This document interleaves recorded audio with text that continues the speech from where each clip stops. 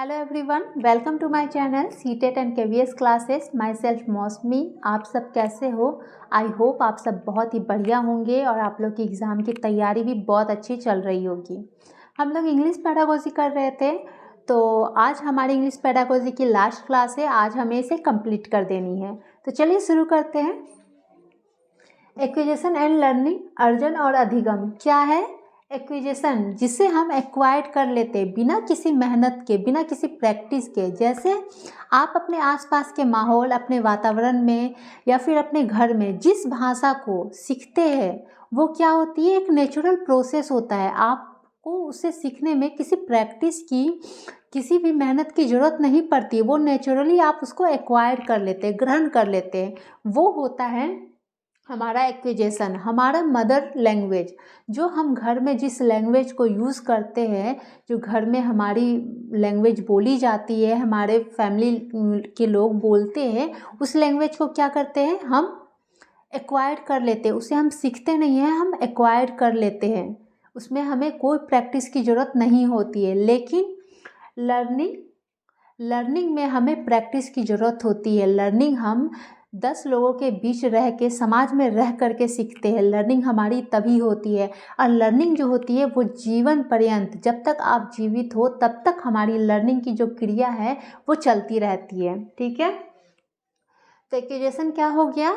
अर्जन, जैसे हमारा mother language, उसको हम क्या करते हैं, उसको एक्वायर कर लेते हैं, ग्रहण कर लेते हैं। उसमें हमें सीखने के लिए हमें प्रैक्टिस की ज़रूरत नहीं होती है, हमें उसके लिए कुछ नहीं करता है। ये एक नेचुरल प्रोसेस है, उससे हम मदर लैंग्वेज को ग्रहण कर लेते हैं।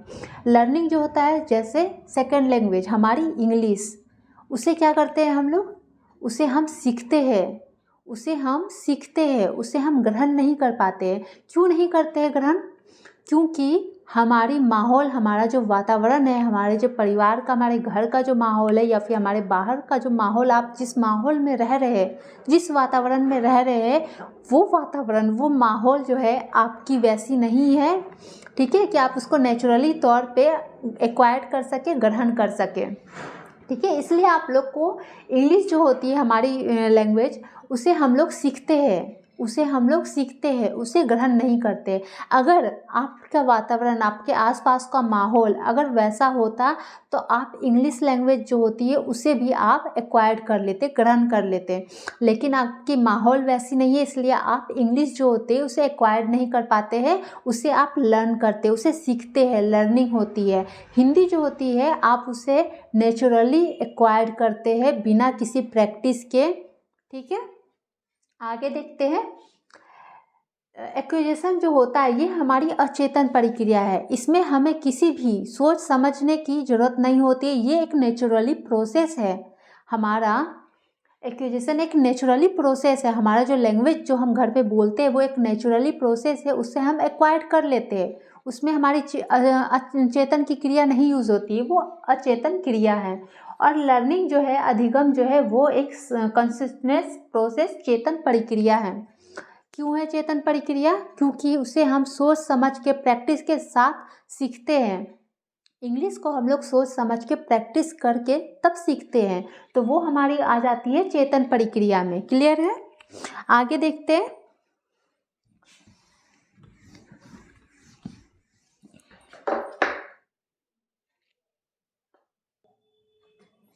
नोम चॉम्स्की, ठीक है, इसे जान लेते हैं। इन्होंने क्या कहा था? लैंग्वेज जो है वो हमारी एक आंतरिक क्रिया है। ठीक है, भाषा हमारे अंदर, एलएडी की बात कही थी, लैंग्वेज एक्विजिशन डिवाइस। इन्होंने कहा था ह्यूमन में आंतरिक क्षमता होती है। ठीक है, ह्यूमन में आंतरिक क्षमता होती है भाषा को एक्वायर करने का। ठीक है, हमारा जो ह्यूमन ब्रेन होता है उसमें एक एलएडी, लैंग्वेज एक्विजिशन डिवाइस लगा होता है।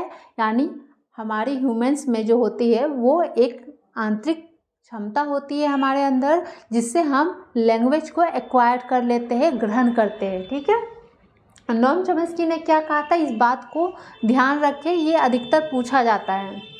इन्होंने क्या कहा था, जो हमारी लैंग्वेज है वो हमारी क्या है,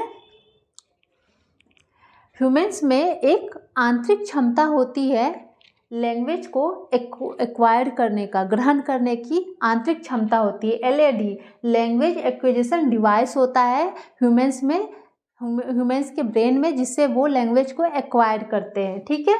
लेफ्ट ब्रेन लर्निंग के लिए रिस्पॉन्सिबल होता है, राइट ब्रेन जो होता है वो क्रिएटिविटी के लिए रिस्पॉन्सिबल होता है। ठीक है। लेफ्ट ब्रेन लर्निंग के लिए, राइट ब्रेन क्रिएटिविटी सृजनात्मकता के लिए रिस्पॉन्सिबल होता है। इतना क्लियर है। नोम चॉम्स्की ने क्या कहा था? मनुष्य में आंतरिक क्षमता होती है लैंग्वेज को एक्वायर करने का, ग्रहण करने का। उसके में क्या होता है? उसके ब्रेन में LAD। ठीक है।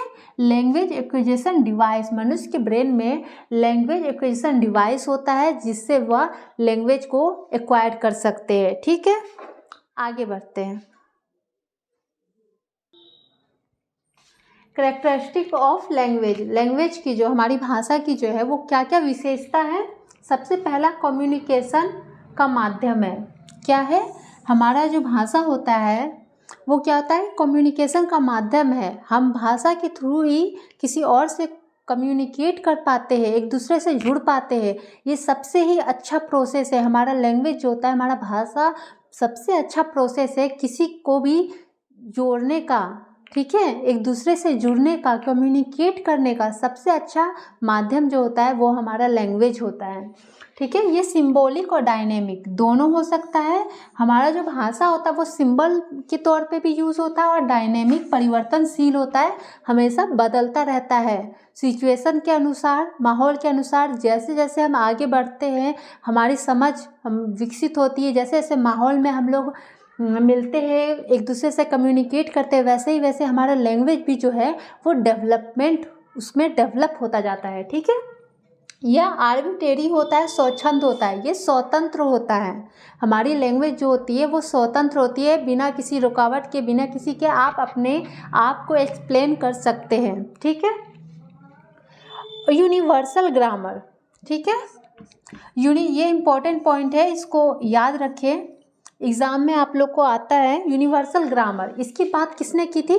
सार्वभौमिक व्याकरण, इसकी बात किसने की थी? नोम चॉम्स्की ने की थी। ठीक है। इन्होंने दो बात कहा था। पहला बात जो था, मनुष्य में आंतरिक क्षमता होती है लैंग्वेज को एक्वायर करने की, ग्रहण करने की, उसमें LAD होता है, लैंग्वेज एक्विजिशन प्रोसेस होता है मनुष्य के ब्रेन में। ठीक है। और दूसरी जो कही थी यूनिवर्सल ग्रामर, सार्वभौमिक व्याकरण की बात। ठीक है। इतना क्लियर है। चलिए आगे देखते हैं। इस पॉइंट को आप लोग जरूर याद रखें, लिख लें। साउंड की स्मॉलेस्ट यूनिट क्या होती है? फोनीम। ठीक है। साउंड, जहाँ साउंड का बात आता है, साउंड मतलब ही फोन, साउंड मतलब फोन।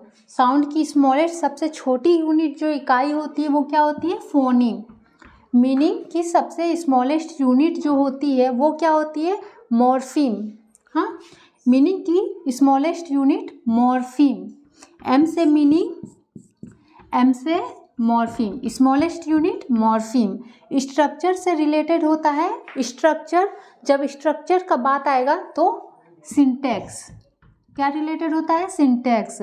मीनिंग से रिलेटेड अगर रहे तो सिमेंटिक्स। क्लियर है। साउंड की बात आती है तो फोन, फोनेटिक, सबसे फोनीम, सॉरी, साउंड की अगर बात आती है तब याद रखिएगा साउंड यानी फोन, फोन। ठीक। स्मॉलेस्ट यूनिट क्या होती है? फोनीम होती है। मीनिंग की स्मॉलेस्ट यूनिट, जब मीनिंग आएगा तो मीनिंग याद कीजिएगा, एम से मीनिंग था यानी मॉर्फीम। स्ट्रक्चर से रिलेटेड, अगर स्ट्रक्चर की बनावट की बात आ जाती है तब क्या हो जाएगा? सिंटैक्स। ठीक है। एस से स्ट्रक्चर, एस से सिंटैक्स। मीनिंग, जहाँ मीनिंग से, अगर ये दोनों ध्यान रखिएगा, ये मीनिंग की स्मॉलेस्ट यूनिट है। मॉर्फीम मीनिंग की स्मॉलेस्ट यूनिट है। अगर मीनिंग से रिलेटेड पूछता है तो ये सिमेंटिक्स होगा, अगर स्मॉलेस्ट यूनिट पूछेगा तो मॉर्फीम होगा। क्लियर है। ये पॉइंट्स आप लोग जरूर लिख लीजिएगा। तो अब बस हमारा पेडागोजी यहीं तक था। ठीक है। अब बचा हमारा पैसेज। पैसेज में हम क्या करें, मेन प्रॉब्लम आ जाती है पैसेज में कि इतना लंबा सा जब पैसेज हमारे सामने आता है तो कहीं ना कहीं हम उस समय घबरा जाते हैं। इतना लंबा पैसेज पढ़ना और इतने कम टाइम में पॉसिबल नहीं होता है। तो आप लोग कभी भी पैसेज पूरा ना पढ़े, उसमें टाइम वेस्ट नहीं करें, ठीक है। आपके पास जब उतना टाइम ना हो तो उस पैसेज को पढ़ने में कभी टाइम वेस्ट ना करें। आप लोग क्या करें, डायरेक्ट क्वेश्चन में जाए, उस पैसेज के डायरेक्ट क्वेश्चन में जाए। जो आपका पहला क्वेश्चन होता है उसकी आंसर आप अपना पहला क्वेश्चन निकालिए, फिर आप पैसेज को खोलिए और सबसे ऊपर की जो 3 लाइनें होती हैं उसी में आपके पहले क्वेश्चन का आंसर मिल जाता है, ठीक है। आपकी जो दूसरी क्वेश्चन आएगी उस पैसेज के 3 लाइन को छोड़ के फिर नीचे की 3 लाइन पे जाइए, 4 लाइन पे जाइए, आपको दूसरी की भी आंसर मिल जाएगी, ठीक है। जब भी आप वो 1-2 लाइन जो आप पढ़ेंगे ना अपने आंसर ढूंढने के लिए, ये 2 लाइन, आप इस 2-3 लाइन में आइडिया निकाल लीजिएगा कि उस पैसेज में कौन से टॉपिक, किस चीज़ के बारे में बोला जा रहा है, ठीक है। क्योंकि जब आप लोग के नीचे की जो क्वेश्चन होंगी उसमें हो जाएगा इससे इसके टाइटल क्या आप देंगे, ठीक है। तो आपको ये समझना बहुत ज़रूरी है कि हाँ वो किस चीज़ के बारे में बात कर रहा है, किस चीज़ के बारे में उस पैसेज में बोला जा रहा है। तो आप लोग को पूरे पैसेज को पढ़नी नहीं है, आप लोग बस ऊपर की 3 लाइनें पढ़िए, पहले आंसर मिल जाएगी, दूसरी की उसके नीचे मिल जाएगी। पूरी रीडिंग करने की नहीं ज़रूरत है। और जितनी भी आप लाइन पढ़ेंगे उसमें मेन आइडिया आपको ये पता चल जाएगा वो किस चीज़ के बारे में उस पैसेज में बोला जा रहा है, ठीक है। और ग्रामर में उतने हार्ड नहीं रहेगी, जो पैसेज में हमारे रहेगा उसी से रिलेटेड ग्रामर भी थोड़ा पूछ देता है। बस आज की क्लास इतने ही। अब इंग्लिश पेडागोजी हमारी ख़त्म हो गई है। आई होप आप लोग को ये अच्छा लगा होगा वीडियो। तो अगर वीडियो पसंद आई हो तो लाइक शेयर सब्सक्राइब ज़रूर कर दे। Thank you.